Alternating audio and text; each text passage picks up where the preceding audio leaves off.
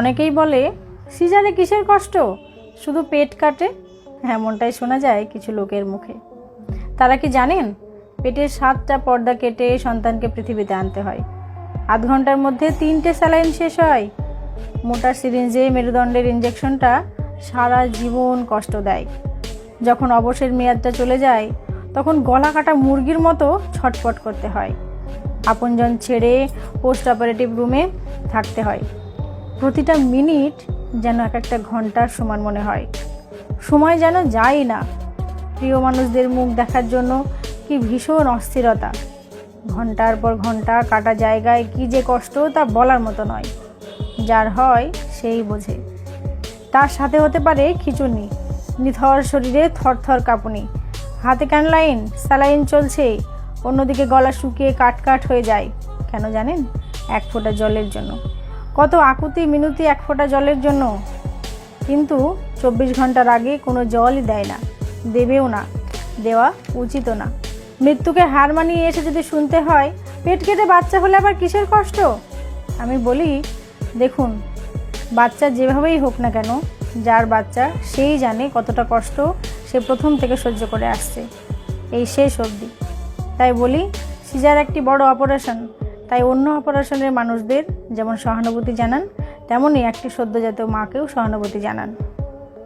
সবাই সহমত হলে আমাকে অবশ্যই কমেন্টে জানাবেন। ধন্যবাদ।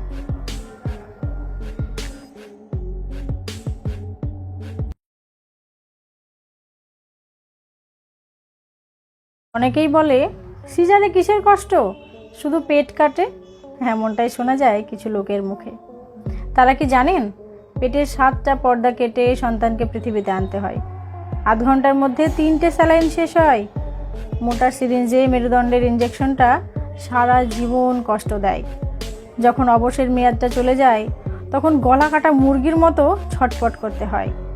আপনজন ছেড়ে পোস্ট অপারেটিভ রুমে থাকতে হয়। প্রতিটা মিনিট যেন এক একটা ঘন্টার সমান মনে হয়। সময় যেন যায় না। প্রিয় মানুষদের মুখ দেখার জন্য কি ভীষণ অস্থিরতা। ঘন্টার পর ঘন্টা কাটা জায়গায় কি যে কষ্ট তা বলার মতো নয়। যার হয় সেই বোঝে। তার সাথে হতে পারে খিঁচুনি, নিথর শরীরে থরথর কাঁপুনি, হাতে ক্যানলাইন, স্যালাইন চলছে, অন্যদিকে গলা শুকিয়ে কাট হয়ে যায়। কেন জানেন? 1 ফোঁটা জলের জন্য। কত আকুতি মিনতি 1 ফোঁটা জলের জন্য। কিন্তু 24 ঘন্টার আগে কোনো জলই দেয় না, দেবেও না, দেওয়া উচিতও না। মৃত্যুকে হার মানিয়ে এসে যদি শুনতে হয় পেট কেটে বাচ্চা হলে আবার কিসের কষ্ট, আমি বলি দেখুন, বাচ্চা যেভাবেই হোক না কেন, যার বাচ্চা সেই জানে কতটা কষ্ট সে প্রথম থেকে সহ্য করে আসছে এই শেষ অবধি। তাই বলি সিজার একটি বড় অপারেশন। তাই অন্য অপারেশনের মানুষদের যেমন সহানুভূতি জানান, তেমনই একটি সদ্যজাত মাকেও সহানুভূতি জানান। সবাই সহমত হলে আমাকে অবশ্যই কমেন্টে জানাবেন। ধন্যবাদ।